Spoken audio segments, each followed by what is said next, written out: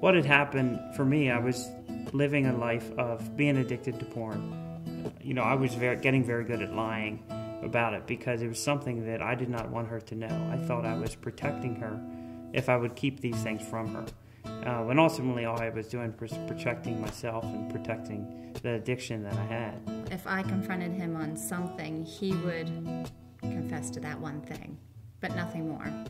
So then I didn't know there was actually even more to it. I just thought, okay, it was that incident, and we dealt with that, and we're done. What had happened for me, I was living a life of being addicted to porn. And my son got really sick. At that point, inside, I didn't feel like I was being a very good husband because I felt convicted of viewing porn and not treating her the way she deserved to be treated. But now I also felt like a father who couldn't protect his kids. And I felt the Lord saying to me, Todd, if you want to get set free, if you want to find healing, now's the time where you're going to have to confess everything, not just what you're getting caught for, but to confess everything.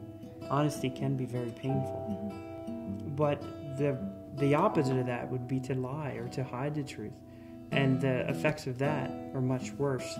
Todd struggled for the first 19 years of our marriage. So by the end of that, when everything kind of came out and came to a head, I felt like here I married this man who's supposed to cherish me, and there's something wrong with me. Was I not good enough looking? Was I not pretty enough? Was I not young enough?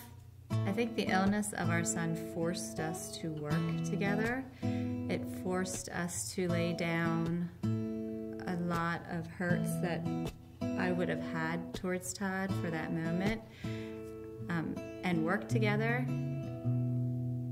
But after our son passed away, those hurts all came back, and so it forced us to put a hold on dealing with some things just to focus on our family and our son. To see our hopes and our dreams for our son, the love that we had for him, vanish on that day was extremely tough as a father. We were all there beside him, and he was totally with it until the end. So that was the worst day of my life, without a doubt. Another really tough day was a couple days later when we had to shut the coffin and turn the key. And knowing that we'd never see his earthly body again. But at that point I had learned to deal with pain. I learned to share it, express it, learn to feel it. And it's a process of life that we have to deal with pain. We have to deal with hurt. We have to deal with frustration. And so many times before in my addiction, I would try to avoid those feelings. But now I could actually process them and feel them. For me, when I was grieving my son, all of a sudden, like, all this pain from our marriage came up too. So I was doing some double grieving, and it had become so intense I could almost not handle it. I remember we were going to a counselor at the time, and we were talking to him about this. We said, how do we continue healing our marriage and also grieve our son at the same time? And we just took it little by little.